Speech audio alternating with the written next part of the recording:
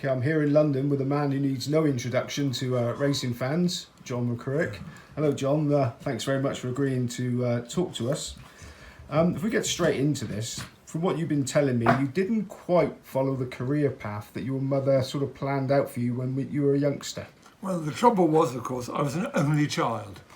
So you always beware of only children, because they haven't mixed with kids and all that sort of thing, and they grow up a bit selfish and a bit sort of fond of themselves. So I'm an exception, of course.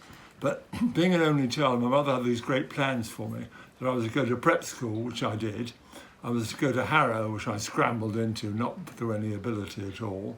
And she then had plotted out the Guards and the Diplomatic Corps that she wanted me to go into. So Harrow and the prep school worked out just about all right. But me and the Guards and the Diplomatic Corps was, it never had a chance of taking off. So my poor mother was rather let down by her only son. So where did you go when you sort of dropped out of school or left school? Well, I was a total failure. I only 3 O-levels. I didn't even take A-levels. I was the last generation who could move up with his mates at Harrow without taking A-levels. Didn't have the brain to take the thing, let alone pass or fail them. So after leaving Harrow, there was very little you could do to go and get a job. And so I went into catering, and catering trainee at the Dorchester Hotel in London. And I worked 11 months in the Dorchester kitchens. Did that tell you a story? Rushing out to get the racing results and the Evening Standard. Or it used to be in those days in London, the only way you could get the racing results was the Star News Standard, the 3 evening papers, Star News, and they used to call out Star News Standard, and you used to try and get a paper and see the racing results.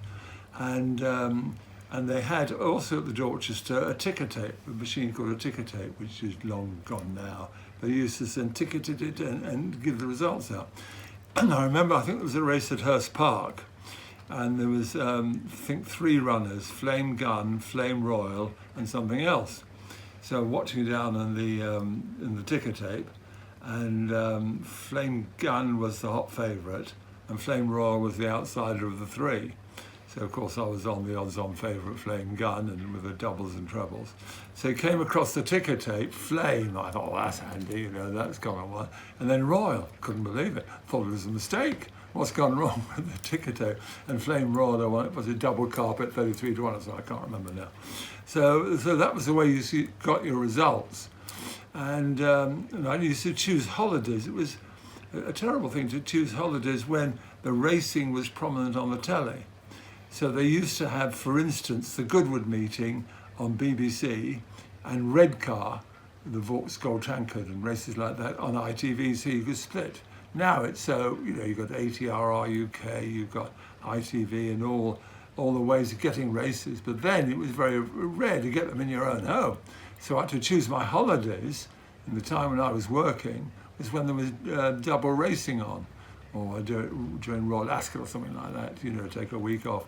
So, working in hotels, as I said, worked at the Dorchester, 11 months in the Dorchester kitchen, 6 months in the reception at the Dorchester, 6 months in the control office, really hard work in the control office.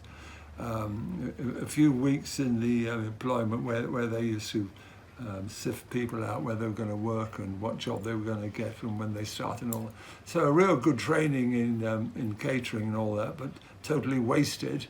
Because, I can't boil an egg, so the 11 months in the Dorchester kitchen didn't work. And as I always say, my father never went in the kitchen.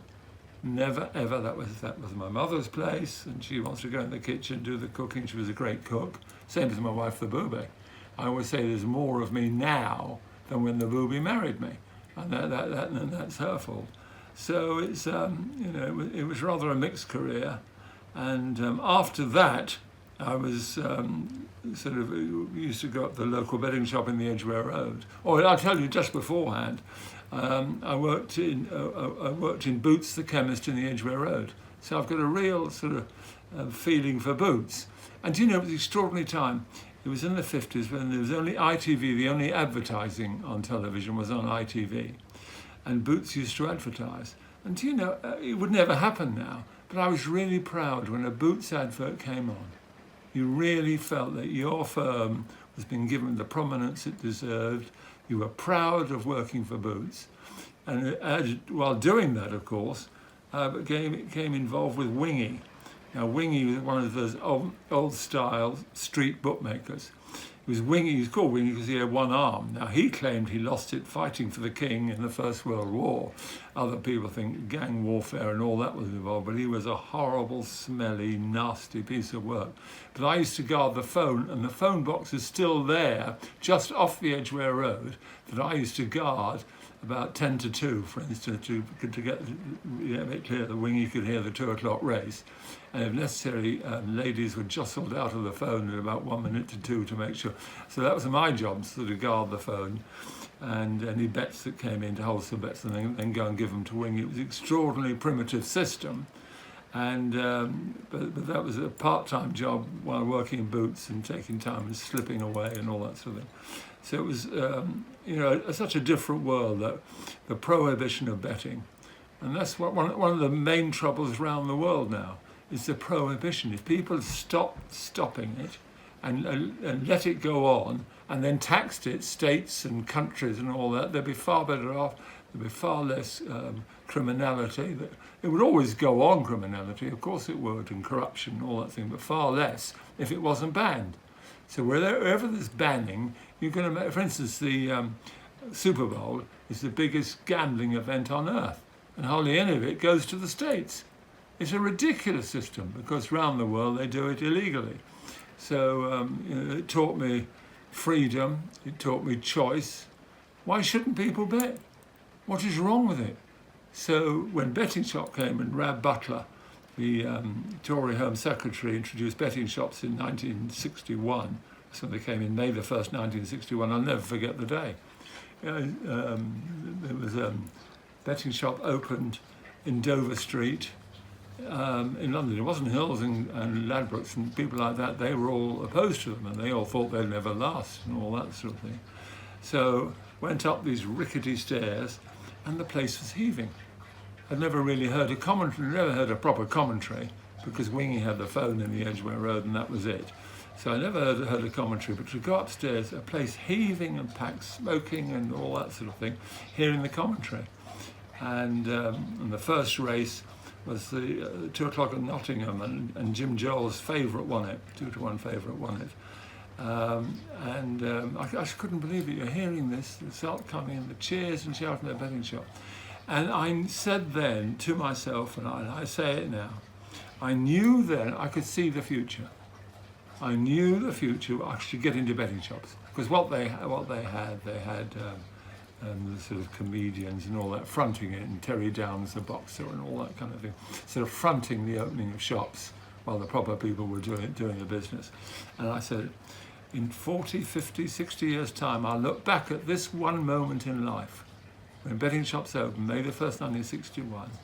And I won't say I wish I had taken up a betting shop, but I didn't have the brain. It wasn't like Ben Keith, who set up for nothing and was able to do it. I was in exactly his position that he was in a few years ago, knowing what I should do, knowing that was my way forward, but also realizing I didn't have the ability to organize people, set up the companies, do the administration and that sort of thing. Knew I was losing out, but knew also I wouldn't look back and say, oh, you should have done that. That was for you. You didn't take your chance. I said at the time, I know what I should do. I know what the chance is. I haven't got the ability to do it, so I won't even try. So it was a turning point in my life. Betting shops May the 1st, 1961. And I don't regret it now, because I couldn't do it now. I couldn't do what Ben Keith and independent bookmakers, and it's great to see independent bookmakers. That's why so much of my life has been spent in betting shops around the Edgware Road especially, and there was only really 4 bookmakers: Hills, Corals, Ladbrokes and Mecca, and they were the 4, and there seemed to be no way and their terms were exactly the same. Hated rivals, they loathed each other and everything, but there was no sort of, we'll go a quarter of the odds in this race when it's fifth everywhere else, whatever, it wasn't even a fifth then, whatever it was, and lowering the odds and offering, or 5 places, 6 places, or let alone being given money before you have a bet, whatever spurious some of these claims are and these choices are, there is the free market there. So if you don't like it, fine, you don't go to them. But in those days, there were the big 4 and the independents, but they were mainly, as they are now. These people seem to forget there used to be over 15,000 betting shops. Now that's been virtually halved. And the place that's been halved, of course, is in the outlying areas. So some villages and urban sort of conurbations have got no betting shops. People complain there are too many betting shops in the poorer areas of big cities, especially London and Manchester and Birmingham and all that, and Glasgow. It's absolutely right, but it is the choice. The people, they must be doing something right. They're enticing people to bet. But you get on the argument of enticing people to bet. You're stopping them doing what they want to do. Then now they can do it anyway on the internet, but we'll come to the internet later. And what became of Wingy? Wingy, I don't know, but he was, you can imagine him with his one arm. His one arm was so powerful, apparently. Really was a savage thing what he could do. But he stank, his clothes were all dirty. He was absolutely awful, Wingy. But he made a living as being a street bookmaker. But I think some of it was out of fear because the local gangsters and that were frightened of him, and I was frightened of him as well.